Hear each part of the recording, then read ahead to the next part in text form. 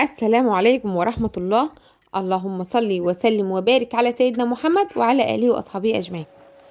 ازيكم عاملين ايه؟ يا رب تكونوا بألف خير. عسلات اشتات امارات، ما تنسيش تشتركي في القناة وفعلي زر الجرس عشان يوصلك مني كل جديد. وما تنسيش بقى زي ما بدلعك كده دلعيني بقى بايه، بلايك حلو كده من ايدك يا عسلية. تمام، تعالوا يلا شمري ايدك كده وقومي معايا ونشوف هنعمل ايه النهارده. هنعمل النهارده حاجات حلوة جدا جدا في يومنا، وهنتشجع مع بعض، وهبدأ يومه معاكم بالفطار. انا الحقيقه وجبه الفطار ديت زمان ما كانتش مهمه جدا بالنسبه لي، وده غلط جدا جدا جدا، لان الوجبه دي مهمه قوي قوي قوي. الحقيقه قبل الجواز ما كنتش بفطر خالص خالص خالص. كانت وجبه الفطار دي ممنوعه عندي، ما كنتش بعرف اكل ابدا اول ما اقوم من النوم، ابدا مستحيل. لكن الوقت عدنا بنهتم بوجبة الفطار، فأول حاجة عملتها عملت كده شاي بلبن كده. أولادي يومها كانوا قاعدين معايا من كده من المدرسة، عملت شاي بلبن وعملت الفطار ده. كان عندي فول كده سخنته، وحطيت جبنة بقى وحلاوة وجبنة قريش، وقعدنا ايه فطرنا أنا وهم. كان كده فطار خفيف كده وسريع كده معاكم. انا الحقيقه مش من العاده ان انا بعمل صينيه الفطار، هتقولي ليه؟ ولا كل واحد فينا بيفطر في ميعاد، يلف سندوتش شويه الشاي، خلاص اليوم بيبقى ايه، انتهى من حكايه الفطار ده. يعني اولادي بيمشوا الصبح للمدرسه، فبعمل كده بلف سندوتش وكوبايه اللبن، وهما بياخدوا ايه بقى في لانش بوكس السندوتشات بتاعهم. جوزي هكذا بيخرج لشغله في ميعاد، وانا بقوم افطر اصلا ممكن في ميعاد تاني، او ممكن اقوم افطر معاه على حسب بقى. فكل واحد برضو فينا بيلف له اي سندوتش كده على السريع من اي حاجه من التلاجة، وكوبايه الشاي على لبن او كوبايه اللبن، وخلاص بيبقى كده وجبه الفطار بتاعتنا. ففي العادي ما بنعملش الصينيه دي الا لما بنكون متجمعين كده مع بعض وايه وقاعدين وكلنا موجودين. كان اولادي قاعدين ساعتها من المدرسه، كان ابني بيكح شويه، فقلت له لا خليك ما تروحش ومش عارفه ايه، وقعدنا كده يومها ايه من المدرسه علشان كده.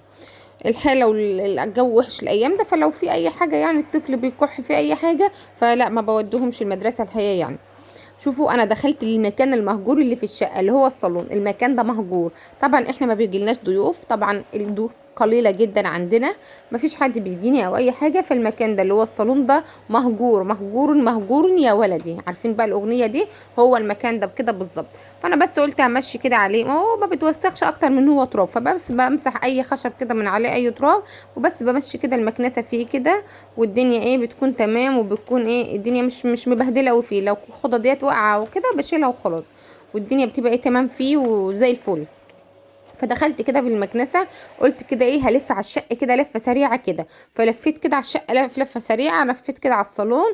ودي اوضه النوم الكبيره، هسوي بس السرير كده. البطانيه دي تقيله جدا، انا ما بقدرش اطبقها خالص، 13 كيلو. فبس فردها بس كده على السرير، وبرده ايه هكنس كده ايه الاوضه ديت بالمكنسه. دي اوضه النوم بتاعتي الكبيره، وفتحت كده ايه شباك البلكونه علشان ايه تدخل هوا بقى وتجدد ايه هوا الاوضه.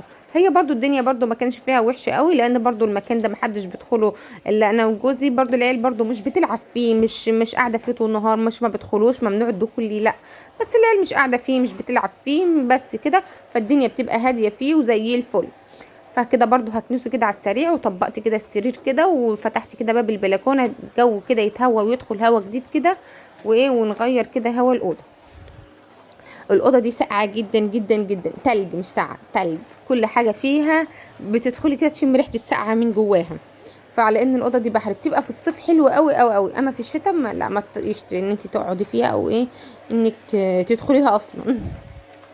فكده برضو كده هحطها كده كده على السريع. المكانين دول ما بيبقوش متبهدلين جدا معايا في الشقه، تبقى الدنيا هاديه فيه. وبعدين انا كنت عامله روتين قبلها على طول، فالدنيا كانت نظيفه وما شاء الله وهاديه وجميله. كنت شايله السجاد وكنت مسيقه، فالدنيا ايه مش اللي متوسخه قوي يعني. هنلف بس لفه سريعه كده بعد الفطار، يبقى خلاص الشقه معايا كلها تمام. ما دام الدنيا عندك انت عامله روتين قبلها ولفيتي لفه تمام كمان تاني يوم، ما سبتيش الدنيا تتبهدل معاكي، هتلاقي الدنيا سهله قوي معاكي. يلا لو قدامك او عندك اي حاجه قومي اعمليها، وحافظي كده على نظافه بيتك اول باول، تلاقي الدنيا ايه عادي وسهله معاكي. يعني انت لو حافظت على نظافه بيتك على طول على طول على طول، مش هتلاقي حاجه متكومه عليكي. لكن انت لو قعدتي تكومي الشغل ورا شغل ورا شغل، بالحقيقه بتبقى صعبه قوي، بالذات في الشتاء ده. لو انت حافظتي انك ما تكوميش لو مواعين ولا شغل في المطبخ ولا شغل في البيت كله، بتلاقي والله الدنيا عدت معاكي زي الفل وهاديه وجميله وايزي ايزي يا عزيزي. فاهمين يا بنات؟ فايه فانا برضو ايه كانت الانتريه برضو هشيله كده بقلب هبظبط كده الخداديات بتاعته، وبرضو هكنسه كده كنسه على السريع وبس، والدنيا بتبقى تمام وزي الفل. اهو زي ما انتم شايفين معاك. هظبط بس كده الخداديات معاكم كده. قولوا لي كده بقى يا بنات، المونتاج كده احلى من الاول ولا ايه؟ ولا انتوا بتحبوا الريتم السريع؟ لان انا كنت بسرع المونتاج قوي بتاعي، فمش عارفه كده مريح للعين اكتر ولا ايه. فعايزه بقى اللي عنده خبره بقى يقول لي كده، وقولوا لي ايه رايكم. لو انت وصلت من هنا الفيديو هعرف ان انت بتتفرجي عليا. وكمان الناس اللي بتدخل بس عشان تكتب تعليق او عشان ايه ما تتفرجش للاخر، والله ما لها لازمه. انت كده على فكره بتاذيني، مش بتستفاد بحاجه. انا ما بدخل عند حد بحبكم كلكم، وبحب ادخل عندكم واشاهد الفيديوهات عشان انا بحبكم، مش عشان حد يجيني او عشان اي حاجه خالص. علشان احنا اخوات، وبحب اتفرج على انسانه او شايفه ان انسانه فيديوهاتها حلوه، فبدخل اكتب تعليق واتفرج واشجعها واقول لها كلمه حلوه. انا احب دايما اشجع اللي قدامي على فكره يعني. ما احبش احبط اللي قدامي خالص او اقول له كلمه مش حلوه. والله حتى مهما اللي كان اللي قدامي كتير ولا قليل، مش منصحوش او اقول له حاجه يعني ما تضره، لا. بالعكس اقول له حاجه تفيده بس بطريقه حلوه وبكلمه حلوه. انا احب كده على طول. ما احبش الناس اللي بتقول بكلام مكلكع، او احب الناس اللي بتصدم حد، لا. بحب الناس دايما احب اقول الكلمه الطيبه من الاخر يعني. فانا دايما اقول لكم الكلمه الطيبه. ولو عايزه انصح حد احس ان يعني ابقى قريبه منه اكتر يعني، لا بنصحه وبقول له لا اعمل كذا وما تعملش كذا هكذا. انا بحب برضو استفيد منكم بكده. فانصحوني كده، المونتاج كده احسن ولا يكون الريتم السريع احسن؟ لان انا كنت بسرع المونتاج قوي، فبعد كده يمكن ما يكونش مريح للعين. حسيت ان ممكن ما يكونش مريح للعين ولا كده. فعملته كده. برضو كده الشراب بتاعي بان. يعني اهم حاجه الشراب يا جماعه في الشتاء، محدش يستغنى عن الشراب بتاعه ابدا في الشتاء. فاهمه يا لوزه انت وهي؟ يعني تعملوا اي حاجه الا استغناء عن الشراب. الشراب ما بتقلعش. الجو عندنا ساقعه قوي، فانا على طول محتفظه بهذا الشراب. اللي كل مره تشوفوا شراب شكل في الفيديو، فما تاخدوش بالكم بقى. انا ما بلاقيه، ما دام هو الشراب مش رجلي اللي بانت خلاص بعديها يعني في المونتاج عادي يعني. شغال ايزي ايزي يا عزيزي. فاهمين؟ فبرضو كنست كده الصاله وخلصت كده كل اللي فيها. الحقيقه بحب ارغي معاكم او احب اتكلم معاكم قوي. بحس كده ان بقالي حد او اصحاب او اخوات. والله انتوا اخواتي واصحابي وحبايبي، ان انا اقعد ارغي معاه واتكلم معاه. يعني زي دي الفقره مثلا اللي قدامي. انت على فكره انا في كل ما بعمل الفيديو بعد اقول انا هقول كذا واقول كذا. يمكن انا بنسى كتير، انا ذاكرتي عامله زي ذاكره السمكه. فبنسى كتير. اجي كده بقى في الاخر اقول هو انا كنت هقول ايه في الوقت ده؟ هو انا كنت هقول ايه؟ فذاكرتي صعبه قوي، عامله زي ذاكره السمكه. فما تزعلوش بقى من ان كنت بنسى حد او بعمل كده او كده. انا اصلا في العادي بنسى كتير قوي بسرعه قوي قوي قوي كمان. فمش عارفه بقى ده من الشخصيه بتاعتي ولا انا اللي دماغي. ما انا حاسه انا ما كنتش كده زمان. انا عدت بنسى ازيد كتير قوي اكتر من الاول بكتير. دخلت بقى على المطبخ، ما تاخدوش بالكم ان البوتاجاز مش وسخ، هو وسخ. ولما دخلت كده استعجلت على الغدا على طول. فبس انت ما تاخديش بالك يعني، ولا يهمك. اكنه مش باين، اكنه مش باين. تمام. هعمل النهارده شوربه عدس. غسلت العدس وحطيته كده في الحله، بحط عليه طماطمايه وبصلايه وجزرايه، وبحط عليه الملح بتاعه. لا مش ملح، ما بسلقوش بملح. وحطيته كده والسلق زي ما انتم شايفين كده. حطيت برضو الرز وغسلته وحطيت عليه الملح بتاعه وقلبته كويس قوي. كان عندي بقى برنجان في التلاجة كده قرب ان هو هيبوظ. قلت لا خساره يبوظ ازاي. قمت واخداه بقى كده في حله زي كده وغسلته وفتحته كده بالراحه حته صغيره كده وسبته يستلق. قلت هعمله جنب الاكل. هحضر بقى العدس. كان برد شويه، كان اتسلق زي ما انتم شايفين كده وبرد اهو. هحطه بقى كده في الخلاط. لون العدس جميل جدا من الجزر ومن الطماطم، وحطيت عليه معلقه كده من هريسه الشطه. اداله طعم واداله لون حلو قوي. احنا كمان بنحب العدس بتاعنا شعريته مش كتير. انا لو عملته شعريته كتير جوزي يقولي هو ملان شعريه ولا ده ايه. فانا بحط شويه شعريه صغيرين خالص زي ما انتم شايفين كده، بحمرهم صغيرين قليلين خالص. لان أنا لو عملته بشعريه كتير جوز الحما ما بيحبوش كده، بعد يقولي ده شعريته كتير ايه ده ما ينفعش. يبقى قلي ليها شويه. فانا متعوده ان انا اقلل شعريه العدس كده واحط شويه صغيرين خالص، بتبقى احسن يا بنات. بحيث ان بتاكلوا عدس. ولونه كان جميل ما شاء الله. هحط بقى التوابل بتاعتي. ما تكتريش توابل في العدس عشان ما يبعتلكيش في حته تانية خالص. دايما نحس مش بطعم التوابل، بطعم الاكل اللي بناكله. فحط بس سنه كده كمون صغيره وشويه بابريكا وشويه كزبره وشويه الملح وبس على كده. وعلى فكره اللي حطيتهم كميات بسيطه خالص علشان ما يبانش. بس حطيت بابريكا بشويه حلوين كده، لان انا بحب العدس كده يبقى مايل للون الاحمر كده. بحبه يبقى احمر شويه، مش بحب اللون اللي يعني بحب لونه يبقى حلو كده زي ما انتوا هتشوفوه الوقت، شايفين لونه الوقت هيتغير ويبقى شكله حلو اول ما يغلي كده بقى، وياخد ودي كده مع بعضه، ياخد ودي كده بشكل ودي كده كله مع بعضه مع بعضه كده. فهتحسوا بقى بلونه بقى الجميل بقى اللي انتوا هتشوفوه قدامكم حالا. لونه حلو قوي، انا بحب لونه العدس يكون كده وايه. والعدس دي اكله من الاكلات الحلوه قوي، لا الشتاء يستغنى عن العدس ولا العدس يستغنى عن الشتاء. هي الاكله دي كده اكله شتويه كده اصيله، ويومها كان الجو ساقع قوي. بعد ما خلصت كده الروتين بتاعي، حسيت اني سقعت، رحت كده لبست الروب. ما تستغربوش انا مش ده كله في نفس اليوم، بس انا ايه يومها لبست الروب كده. كنت ساعتها بصلي مش فاكره الظهر ولا العصر، فقمت رايحه لابسه الروب كده، صليت فيه وفضلت لابساه، ما قلعتوش، حسيت ان انا سقعان. عملت برضو خلطه البرنجان بعد ما استلق زي ما انتم شايفين كده. الحقيقه فرمت الخلطه ديت في قلب الكبه بتاع الخلاط، هرستها جدا جدا، مش مشكله، كانت طعمها حلو. المهم ايه، هي فلفل احمر وتوم، وحطيت عليها ليمون، وحطيت برضو عليها خل.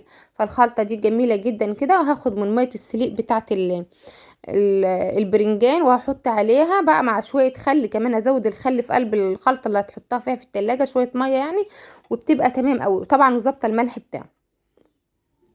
الخلطه دي البرنجان ده بيقعد معاكي في التلاجة حلو قوي، يقعد جميل جدا. انا قلت بدل البرنجان ده يبوظ هحطهم كده واعملهم واسيبهم في التلاجة جنب اي حاجه كده، يطلعوا كده يبقوا حلوين قوي، يتاكلوا بأجمال. هعمل بقى التومه للعدس، مش مكتره التوم.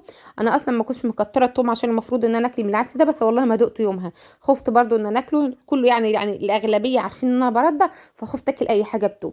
يعني انت وانت بترضعي حاولي تحافظي على اكلك، لانك لو حافظتي على اكلك انت هترتاحي يعني. ابنك هينام كويس، بطنه مش هتوجعه، مش عارفه ايه. فانت حافظي على اكلك عشان ترتاحي يعني. لكن انت لو مش ابنك ما بينامش كويس، او بطنه على طول وجعه وكده، يبقى انت لا، انت مهمله في اكلك وما حافظتيش على اكلك. والله بحاول احافظ على قد ما اقدر، وبرضه بلاقي ابني ايه تعبان وبيعيط ومش عارفه ايه. بس الحمد لله يعني، الحمد لله. انا بتهيالي لو اهملت لا، ما بيبقى اوحش من كده. شايفين لون العدس حلو ازاي بعد ما غلى كده وودى مع بعضه كده. لونه حلو قوي قوي، وحسه حلو سمك كده، انا بحب سمكه كده جميل كده. بألف هنا. هنغرف بقى كده دلوقتي عشان نتغدى. وغرفت كده، ده كان غدانا النهارده. وايه، واحط عليه لسه مخلل، لسه هجيب مخلل، وده كان غدانا النهارده. بعد الغدا بقى اول حاجه عملتها كده نشاط بقى وحيويه بقى، والنشاط واخدني كده طبعا، خلاص قلعت الروب.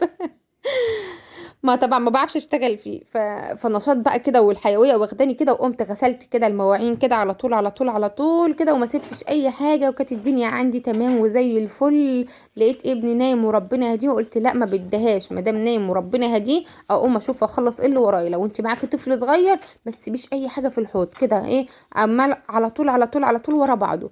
لكن انت ما تستريحيش. اما طبعا لو انت اولادك كبروا او كده، فانت نظمي وقتك، انت امتى تدخلي المطبخ وامتى مش عارفه ايه.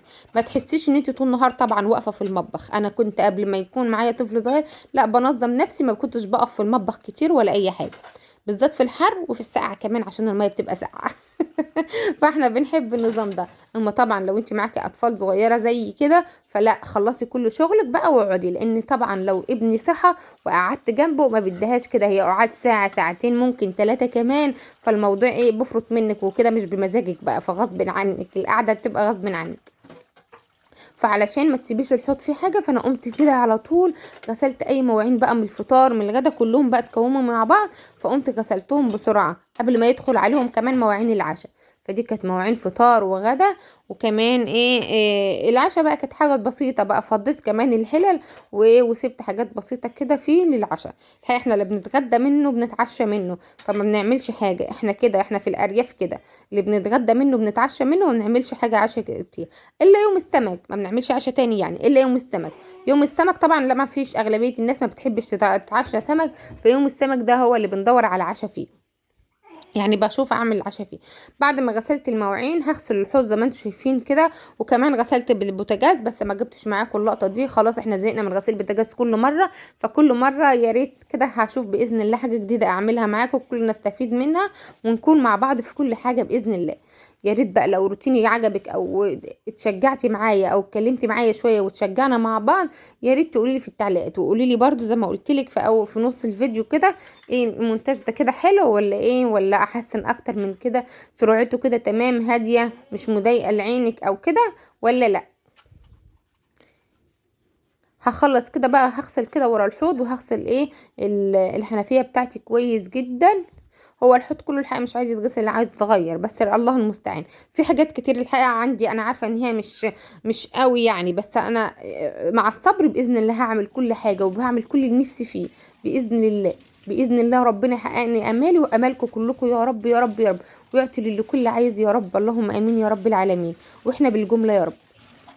غسلت بقى البلاستيكيه دي اللي بحط فيها الصابون بتاع المواعين، وغسلت كل حاجه كده، والحنفيه وورا الحوض وكل حاجه. الحوض الحقيقه بيحدف ميه الناحيه ديت فوحش جدا. يلا الله المستعان كده باذن الله، ونغيره كده، ونجيب حوض جديد، ونجيب مطبخ جديد، ونجيب كل اللي نفسنا فيه. ادعوا لي يا بنات، ادعوا لي ربنا يكرمني ويكرمكم يا رب، اللهم امين.